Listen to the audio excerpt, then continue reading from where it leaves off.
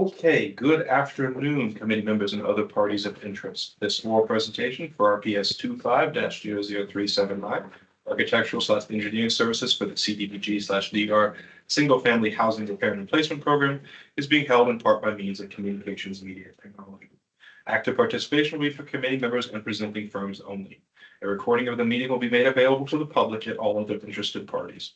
Please be advised that the cone of silence is still in effect. All meetings and correspondence must include me. My name is Ethan Kersey and I'm the buyer for this project. Again, for the record, this meeting is being recorded and will be posted online at a future date. At this time, I'll ask each committee member to introduce themselves for the record, beginning with the committee chair. Hi, Cheryl Howell, Assistant County Administrator, Community Impact Chair. Good afternoon, Brenda Vallecilla, Managing Director, Affordable Housing Services. Rob Parkinson, Hillsborough County Management and Budget Office.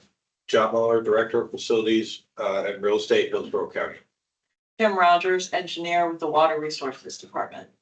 Sarah Williams, Architectural Services Manager, Capital Programs.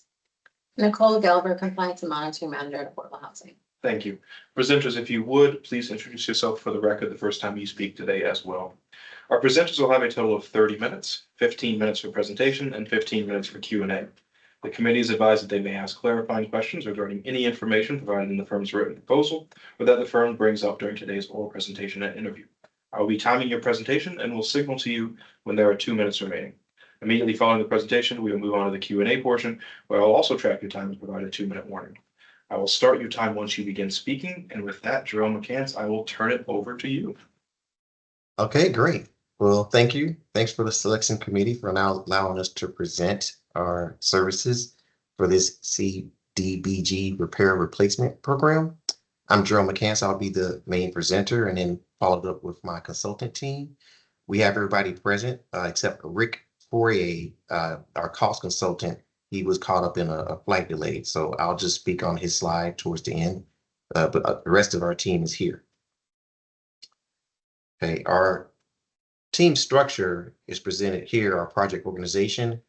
I have my firm and then my project team that work underneath me with my office, and then our experienced team of sole consultants that range from our mechanical, structural, civil landscaping, and also following up with cost consultants. Again, I'm Jerel McCants. Will be the project director. I'll be responsible for overseeing the project and making sure from the initial project setup and implementation throughout the design process, and also administer during the construction administration phase along with my construction manager. So Good afternoon and Happy New Year, everyone. My name is Safura Kazemilari. I'm working with Jerel McCants Architecture since 2018, and I have been the project manager for different affordable housing and multi-family buildings. Terry? Yeah, my name is Terry Miller with Jerel McCants Architecture. I will be the studio design director and construction administrator on this project.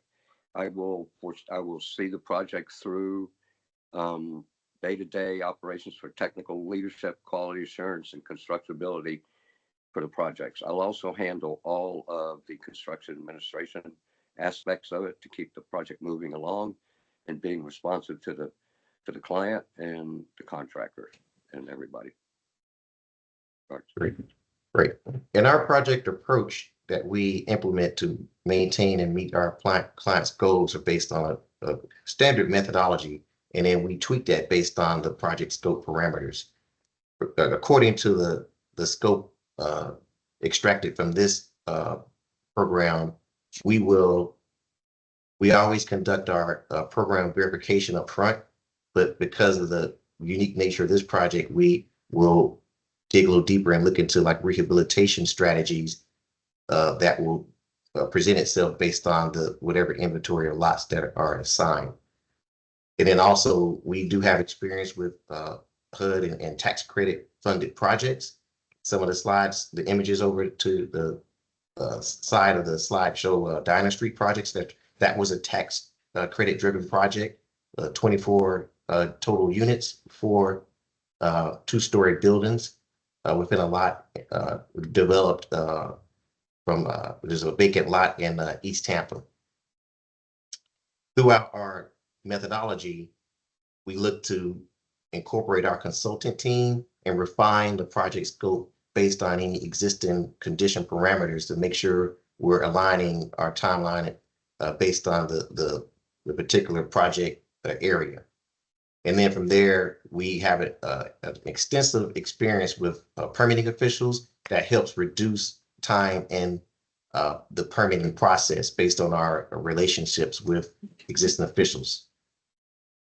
Also, we engage early and look for opportunities to collaborate with any end users, if any, depending on the location of the site. How you doing, guys? My name is Jose Olvera. I'm principal in charge of Inc.RPS-25-00379. Inc.RPS-25-00379 is a fully MEP firm for mechanical, plumbing, fire protection, and technology services. We are a Tampa-based office, so we are well aware of all the municipal codes, local codes that are required, and we are very familiar with the permitting process in Tampa and in Hillsborough County as well. Our firm is operated by a senior-led professional, so every single team member in our team is fully capable of handling any workloads, or firm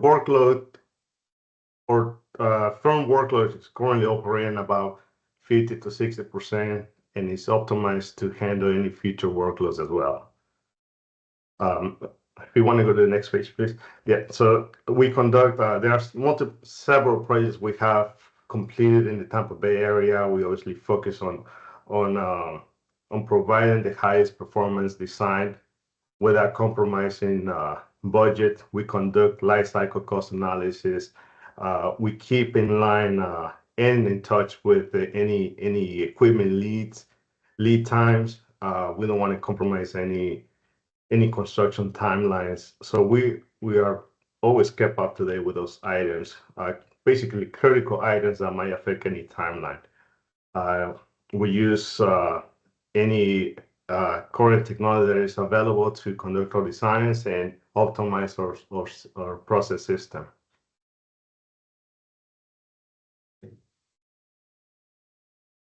Good afternoon, everyone. I am Durai Raj, structural engineer with Tondan Tomasetti. If given the opportunity, I will be the project manager on the structures portion. I will work alongside my colleague David Fusco, who will be the engineer of record. Our top three priorities will be to provide a design that is safe and meets all the applicable building code requirements, and to be efficient in our design and use the right materials and avoid any unnecessary cost to the projects. And third one is to be creative and in providing solutions to align with our architect Jerel's vision for the projects. We're also local in Tampa, and we have 3 other offices in Florida with over 100 engineers. We collaborate with our offices to bring in our experience and expertise to the projects, while we give you the local leadership as well.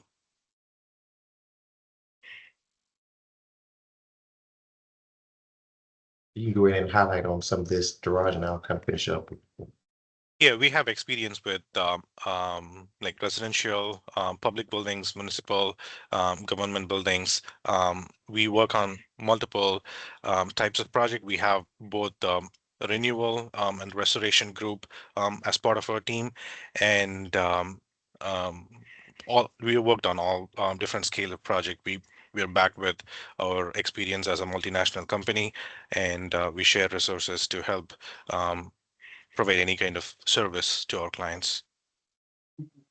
And with Thornton Tomassetti's experience and their well-renowned engineering consultants, we specifically use them on projects that have a higher degree of complexity, such as the Jackson House rehabilitation program that started up. So they are going to be the structural engineers of record, and they're really the only qualified team that has the right abilities to look and provide the assessment to enable that project to be fully remediated.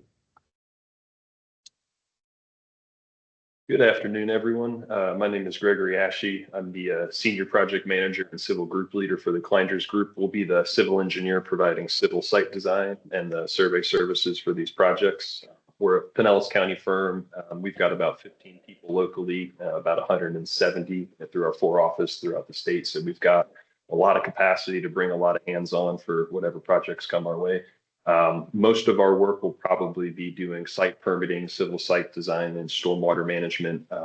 Depending on the size of these projects, a lot will probably be exempt from state stormwater regulations, but we've also spent a lot of time getting up to date on the new rules coming through. So if there is a larger project, multifamily, a lot of units, we'll be ready to hit the ground running with any environmental resource permitting necessary to fulfill those projects.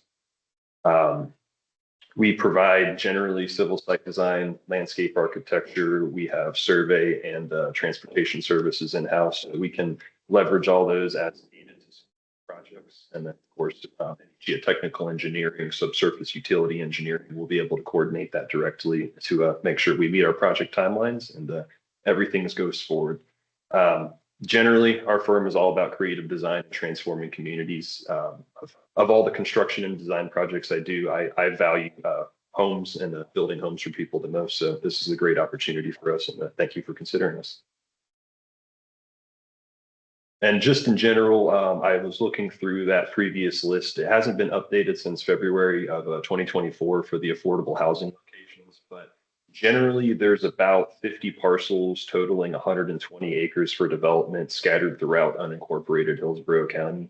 A lot of those sites have great potential. It's just a matter of where's the county's priorities and how do you want to get the most bang for your buck in selecting these locations and building or rebuilding homes.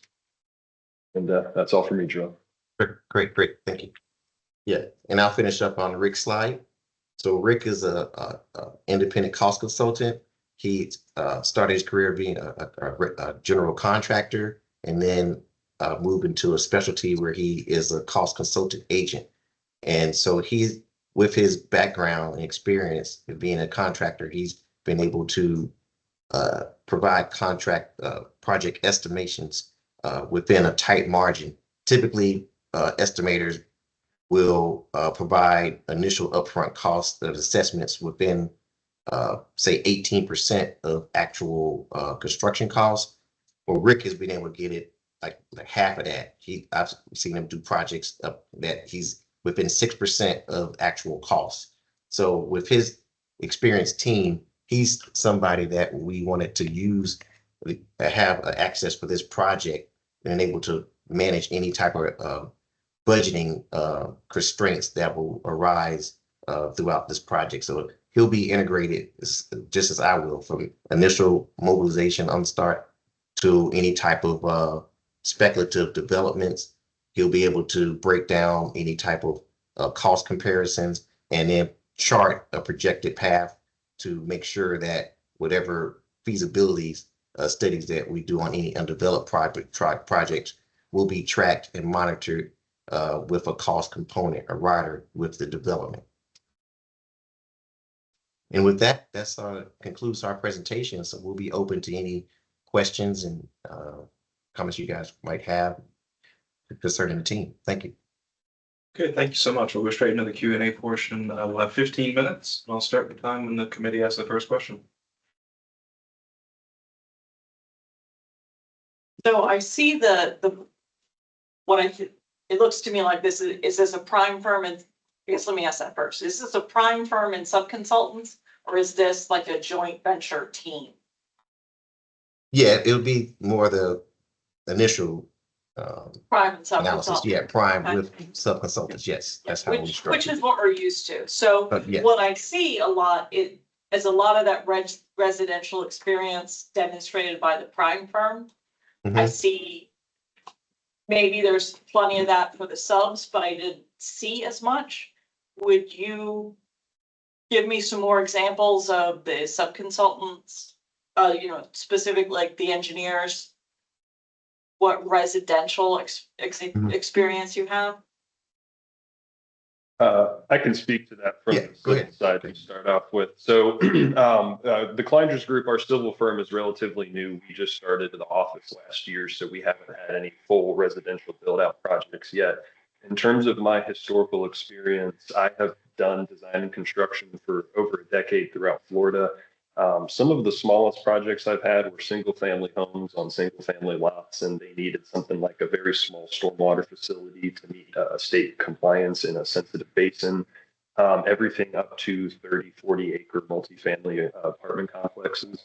So there's a very large, I guess, spectrum of potential for the construction projects. And again, when I was looking at the list of parcels available, you do have everything ranging from, I think, a 20th of an acre all the way up to almost 30 acres. So from a civil perspective, we've designed and constructed basically everything you could probably hope to build on one of these lots, but I do apologize. We don't have the Kleinger's Group experience down here yet to say, here's our residential project that's just under the Kleinger's logo here. Okay. No, fair enough.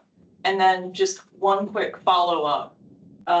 The residential experience I see in the proposal, I mean, obviously there's some very interesting stuff there. And it looks like it has a lot to do with affordable housing. But is there anything that's specifically CDBG?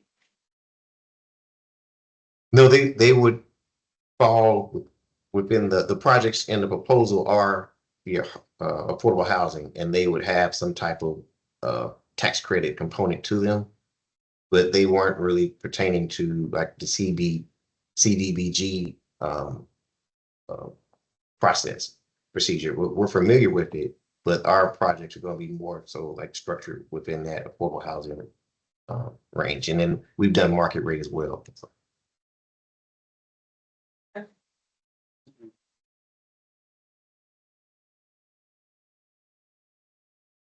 So I see where you have some experience, and I'm just gonna kind of piggyback, some experience working with affordable housing. As a matter of fact, I think that was one of the affordable housing projects that was up on the screen. So I want to say limited, based on what I read, limited experience working with the DR program. So does anybody on your team, on your consulting team, have experience working with CDBG-DR or disaster recovery type work?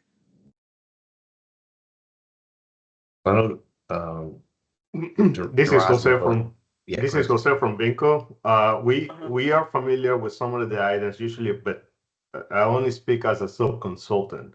So usually the prime takes care of this, but currently our firm is working with a couple projects in the Clearwater area that is working under FEMA. So we have to, and during that process, we review all the claims that FEMA has provided and how much is provided. So we review those items and we provide our input and recommendations based on that. That's primarily our experience with that. So we conducted at least maybe about 4 projects. These are one of them is right now is the 440 towers in Clearwater. So right off the Gulf View. And with my experience, like we do a lot of FEMA improvement projects, and I actually have a certification in disaster preparedness is SAP, which is like based on the California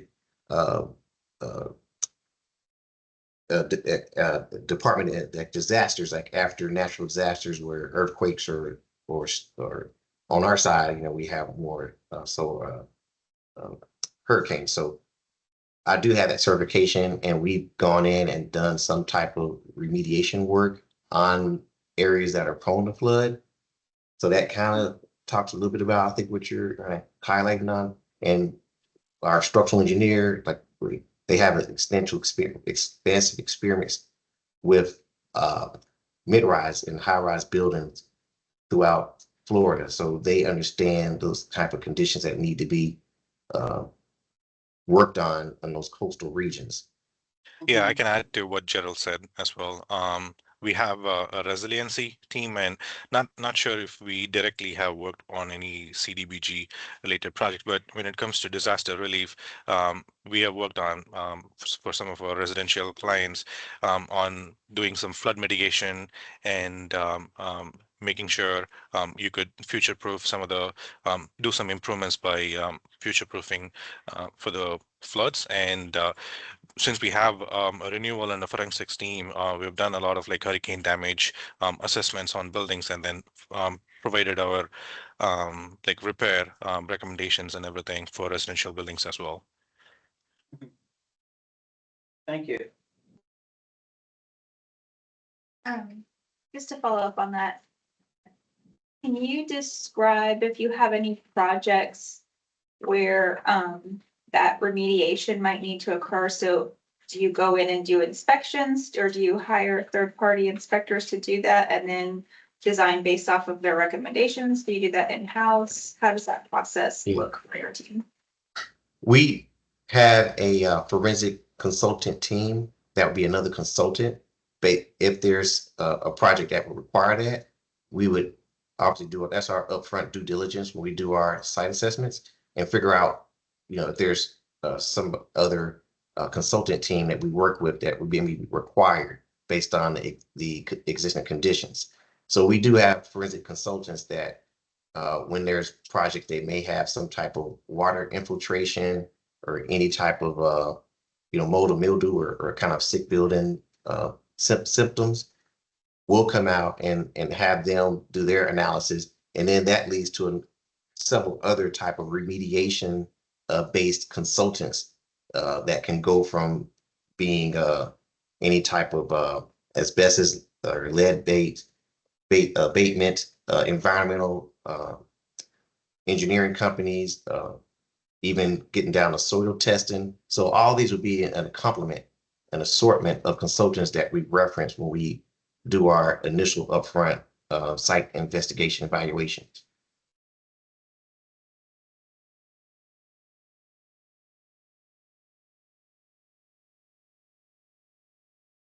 Just one follow-up question. Mm-hmm. So, in terms of the primary or the prime contractor, how many staff do you currently have? Right. I have a staff of 7. So I have four architects, yes, and a construction manager, right? And then support staff. And so for any type of expanded need or capacity needs, that's why we have our assemblage of consultant-based firms. Like Klinger has a staff, a total employment with 170 members, and Thornton Tomasetti. How many do you have on board? You have about 100. Yeah, in Florida, over 100, and overall as a firm, we are 2,000 plus engineers. Okay, So we have the capacity in order to meet the demand and assign team members according to the project parameters and dynamics. And if there's some type of accelerated program or demands, then we have the infrastructure enabled to incorporate, because we've all worked on projects together. So we understand how we can assign staff and then create schedules where we're meeting any type of time sensitive strategies or delays that might occur based on the project goals. So now I hope this question is not redundant, but do you currently have any direct contracts with any local government, city or county government or state government agency to support any type of single family housing activities? yeah, we're working with Tampa Housing Authority, and we have a whole pretty much a whole city block. We're developing single family and multifamily housing that's been in the works for a couple of years. It's already kind of matured and going through its rezoning process. But we've done that with Tampa Housing Authority. We work with Lakeland Housing Authority and done some assessments on their buildings. We have a contract with City of Tampa. So yeah, we work with other local municipalities, and they would the residential projects would be more so on those regulatory housing committee, housing authority agencies. Yeah. So for, let's say for Lakeland and for Tampa Housing Authorities, could you kind of expound on the type of projects that you're doing with them? Be a little bit more detailed. Yeah, they're single family, multifamily, so they'll go from 1-story to 2-story single family homes that'll be for sale or for rent. And then we also have a development that we're doing where we're having triplex and quads. Okay. That'll be apartment based, and then we also do efficiency apartments, and that will be a rent based type of building that'll have upwards of about 3 floors with efficiency units for people that are have smaller footprints. So there's different building typology within the residential multifamily project type. Okay, great. Thank you.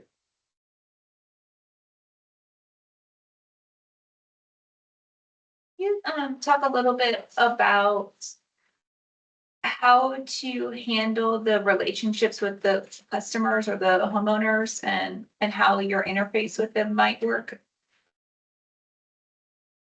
Well, when we work with sort of end users, like the actual tenants or homeowners, we have a checklist that we give them, and then they write down any kind of concerns. So like when you, same thing we do when we work on other projects, it's always better to have that initial upfront conversation and to have that end user write down any expectations or any type of concerns or improvements they want to see done. So that is our basis that where we start from. So we have that client checklist, and it's just the editable form. They can go in and type it, and then we'll have a follow-up meeting with them to make sure that we're going to work on those immediate issues, and then present other options if they're available to them while we're in the schematic design phase. So they are integral in that first, say, half of the design process, which would be schematic design and design development. Once we get approvals on everything so far as like any type of remediation or addition or remodels, then once we go into production, that's kind of the point where we work more internally and bring in all the consultants to support the completion of the construction documents for permitting. So that's when the end user would be less involved. So we need them upfront on that first part, where it's more like understanding program and understanding the conditions, and then they'll be able to track the development. And then when we go into production, then they'll get periodic updates as we move toward developing the set of documents for permitting. Then once in permitting, obviously when we submit through the municipality, we track that, and then they get updates when there's any items that are concerned from permit inspectors that we will be able to resolve. Yeah, we have time for one more quick question. They have anything? I know. All good? Okay, that'll wrap it up. Thank you guys so much for hopping on this morning, especially this afternoon with us. Please continue to monitor UNA for continued updates on this solicitation. We're also meeting today at 3:15 if you'd like to watch that live as well. That is all we have. Sure. All right. Thanks for your time. Thank you Thank you. very much. Appreciate your time. Thank you. Ladies and gentlemen, thank you.